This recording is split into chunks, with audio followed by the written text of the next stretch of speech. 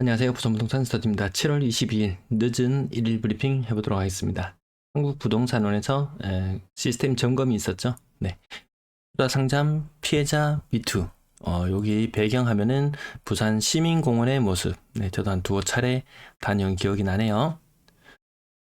지난 제목이었어요. 조회수가 역대로 적었습니다. 역대로 적었어요. 상당히 불편한 제목이죠. 투자 상담을 시작한다.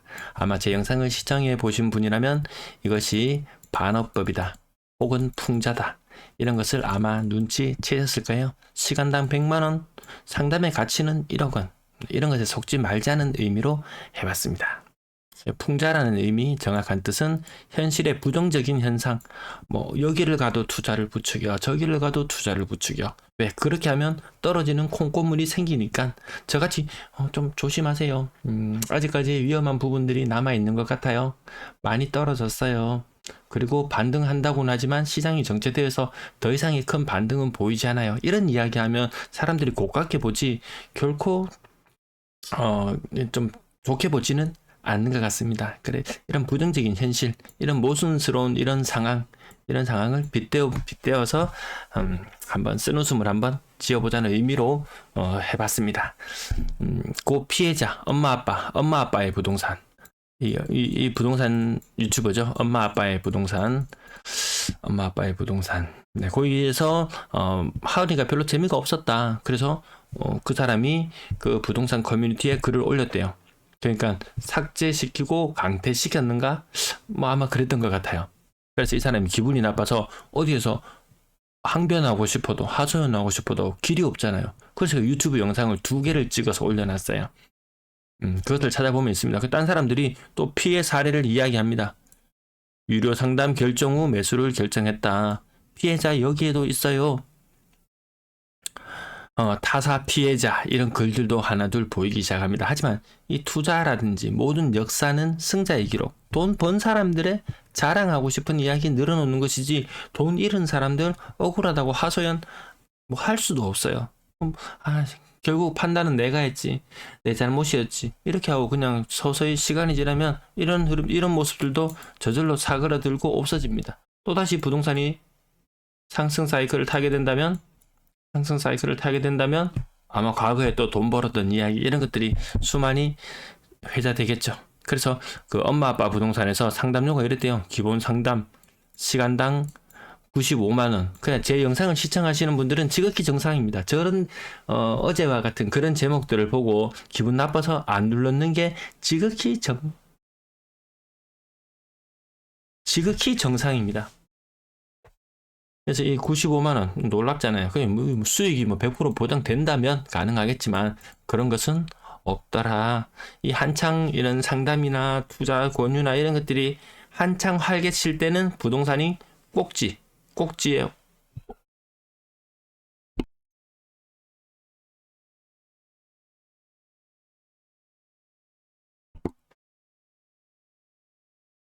올라갔을 때 이런 현상들이 있더라.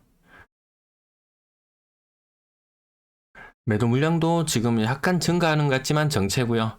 임대 물량도 계속 정체, 월세 물량도 정체를 보이고 있고 모든 것이 좀 멈춰버린 듯한 그런 느낌이 드는 7월 한 달의 흐름인 것 같습니다. 거래량 72건이 있었고요. 2,000건대로 다 그냥 심심하죠. 이런 폭등 장세를 기대를 했었지만 그런 것이 없더라. 2월달 본격적으로 특례가 시작된 이후로 그 흐름이 지속적으로 이어지고 있더라. 거래량 이번 주 주간 498건, 지난주에도 대충 500건 정도의 거래량인데요. 이번 주는 살짝 덥고 비도 오고 조금 약간 멈칫한 느낌은 들죠. 그래서 요 끝자리를 보면 829건이거든요. 지난달 같은 날짜를 찾아보면 911건, 거래가 조금 더 줄어들 수 있습니다. 이번 달 거래량은 2200건까지 도달 못하죠. 지난달 거래량이 2267건이었으니까 거래량이 줄어듭니다. 2200건 안 되거든요. 2200건이 안 돼요. 3월 달에 정점을 찍은 이후로 약간의 진폭만 있을 뿐이지 오히려 분위기는 식어가더라. 그래서 과거에도 여기 갈색선이나 이런 것들을 견적하지 이 정도까지 거래량이 떨어지진 않겠죠. 아무튼 이렇게 떨어진다면 성급하게 들어갈 필요가 있을까? 3위빛이 대형 평형도 30% 가까이 빠지는 현상이 나타나네요. 코롱하르츠 골든빛이 10%. 조금밖에 안 빠졌는 것들 이유 다 스스로 찾을 수 있을 것이라 믿습니다. GS 하이츠자이 고층 30%, 동부올림픽 다운 고층 20%. 요 대형 평형들 거래 줄을 잇고 있습니다. 7월달까지 계속 줄을 잇고 있어요. 힐스테이트 이진 베이시티 2년차 못 채우고 매도의 길로 접어들었습니다. 이거 분양권 가격 막 국평도 막 13억, 12억 막 찍히고 그렇지 않았었던가요? 대형 평형이었던가요? 아무튼 가격은 10억 그러면 그거밖에 안 해? 아마 이런 느낌도 아마 살짝 들 수도 있을 것 같습니다. 대형 롯데캐슬 대형 평형 30% 정도, 대형 평형도 30% 정도씩 빠지는 거래들 제법 눈에 띕니다. 아마 이런 것들 거래가 많이 없었을 거예요. 이 편한 세상 오션테라스 2단지 아시아드 코롱하늘채 25%. 이제 국평 위주로 조금 내밀어가려고 하는데 대형 평형들 아직까지 살짝 끼어 있습니다. 대형 힐스테이트 프루지오 가격이 무려 40%, 네, 40% 이상 45% 가까이 빠진 것 같네요. 명륜동 힐스테이트 35% 정도 빠졌고요. 요거는 보합권의 거래도 보이고, 더샵파크시티 고점 대비 몇 %인가요? 이게 45% 정도 빠졌습니다. 고층인데요. 대형 평형 거래. 레미안 어반파크 5억 9천, 30평 5억 9천. 요 신규 거래들도 종종 나옵니다. 2년차 못 채우고 나옵니다. 시장 분위기 좋다면 이거 2년차 이상씩은 반드시 채우고 시장에 나오지, 지금처럼 시장에 나오지는 않았을 거예요. 사직 KCC 스위체인 2단지 30% 정도, 일강 푸르지오 5억 후반, 5억 초반대까지 내려왔던 가격, 이런 거 보면 올라갔다고 이야기할 수 있습니다. 올랐다고 부정하면은 그거 오히려 현재 상황을 잘못 보는 것이고, 오른 이후에 정체구나, 이것이 현실을 더 정확하게 보는 것이지, 반등하네 계속 반등하네 이거 아니잖아요. 이 편현상 뭔지 대략 30%, 보합권 거래도 보이고, 센텀 이 편현상 25%, 센텀 센시빌 한 5% 빠졌나요? 35%, 나머지 20%, 협성 엠파이어 30%, 조금밖에 안 빠졌네. 대형 평형 조금밖에 안 빠졌네. 이거는 뭐죠? 연식이 21년식 아파트네요. 네, 이런 식으로 찾아보면 저마다의 이유를 다 찾을 수 있을 것 같습니다. 네, 30% 빠진 대신 롯데캐슬, 25% 정도 빠진 쌍용스윗 다돔스카이, 10%밖에 안 빠졌네. 대형 평형 연식도 이제 오래되었구나. 이 편의 세상 금정산 가격이 4억 8천, 2021년식 아파트가 2023년에 이제 본격적으로 거래가 되기 시작하잖아요. 가격 고점을 제대로 찍어보지 못해서 하락률이 적게 나타나 보이기도 합니다. 이 편한 세상 2차 망미동 40% 고점대에 빠졌습니다. 5억 후반까지 거의 6억까지 갔던 아파트가 3억 중반이에요. 근데 이게 불과 얼마 전에 3억 중반이던 것이 5억대 후반까지 치고 올라갔었거든요.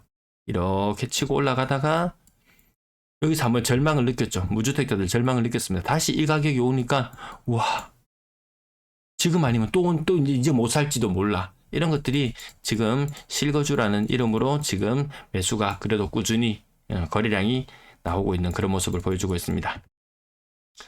30%, 35% 빠지는 현상이 여전합니다. 거의 30%. 정확하게 계산하면 아마 28% 정도는 될 거예요. 그 정도 세부적인 계산은 직접 해보시고요. 평당 1,000만원 아파트짜리들도 충분히 있더라. 어디에 뭐 서울의 평당 1억이니 무엇이니, 그거 우리 소득과 보통의 사람들이 살아갈 때 그런 소득의 모습과는 좀 많이 상당히 동떨어져 있잖아요. 네. 건당거래대금 아주 비싼 아파트들 거래 한두 건씩 되면 올라가긴 하지만 다시 떨어지는 추세는 맞는 것 같죠. 계속 오르는 모양은 아닌 것 같아요. 거래량 3,000건 이하 빙하기 2,200건대에서 더 이상 올라가지 못하는 모습. 그렇다면 과거로 다시 돌아가 봐서, 이때 과거 2017년, 18년, 19년 이 무렵 조정 지역일 때 2,000건 아래에서 계속 억눌려 있을 때 시장 분위기 살아나지 않았잖아요. 지금 물론 이 조정 거래가 없었던 기간이 제법 길었다고는 하지만 경제 상황이 갑자기 나아질 이런 조짐들이 보이지는 않는 것 같습니다. 그런 상황들이 나아지지 않는 상태에서 집값만 홀로 나아간다? 그것도 쉽지 않아 보이죠. 가계부채 세계 3위, GDP 대비 가계부채 세계 3위, 전세 자금 대출 포함하면 이게 1위로 꽁충 올라가죠. 이런 문제점들이 많이 이야기되잖아요. 전 국민이 다 빚쟁이인 세상이에요. 전부 다 빚 갚느라고 혈안이에요. 돈을 안 써요. 소비를 안 해요. 결국 내가 다니는 공장도 내가 다니는 회사도 위협을 느낄 수밖에 없다. 뭐 그런 부분에 그런 취지로 한국은행에서 종종 이야기를 하곤 합니다. 분양권 거래 4건이 있었고요. 신규 거래 1건 눈에 띄고 비싼 분양권 거래 안 되죠. 과거 분위기 좋을 때 프리미엄 5억씩 막 있던 그런 이야기, 과거의 이야기로 그냥 끝나버렸습니다. 이제 전세 거래량 117건, 지난달과 견주어봤을 때 여름 좀 비수기 이런 부분들도 영향이 있습니다. 거래량 여기 지금은 좀 비수기 단계예요. 비수기 단계. 하반기에 입주가 좀 몰려 있는데 거래량이 얼마나 살아날지는 좀 더 지켜봐야 되겠습니다. 해운대 센트럴 부르지오 전세 가격 4억 3천, 신축 위주로 한번 살짝 보면 힐스테이트 이진베이시티 3억 8천, 국평 아니에요. 40평 전세 가격 3억 8천, 나머지 해운대 센트럴 부르지오 3억 7천. 이렇게 똑같은 곳이지만 층수에 따라 조금 차이도 있긴 합니다. 2021년식에 전세 가격이 5억 했었어요. 지금 3억 5천 하죠. 매매가가 30% 정도 빠졌듯이 전세가도 30% 정도 빠집니다. 그래서 이런 것들을 위기를 또 막아보자 특례 전세가 또 나왔어요. 특례 전세가 또 나왔습니다. 5억까지 갔던 전세가 3억, 5억짜리가 3억 이런 현상들이 계속 있는 이상 집값이 지 혼자 치고 올라가기에는 쉽지 않을 것이다. 21년도에 전세 들어갔던 4억에 들어갔던 전세가 지금은 3억대로 바뀌기도 하고 5억짜리 전세가 3억대. 그렇다고 전세가 무한정 많이 거래가 하느냐? 아닙니다. 사람들은 월세를 더 선호합니다. 평균 전세 가격 2억 1000 수준까지 떨어졌어요. 대구는 2억 800 정도 수준까지 떨어졌거든요. 비슷비슷하게 갑니다. 전세 가격이 비슷비슷하게 노는데 근데 부산은 요거 임대 아파트 빼고 나면 좀 더 올라가긴 해요. 자, 나머지 뒷부분은 살짝 여기서 줄일게요. 네, 즐거운 주말 되세요. 시청 감사합니다.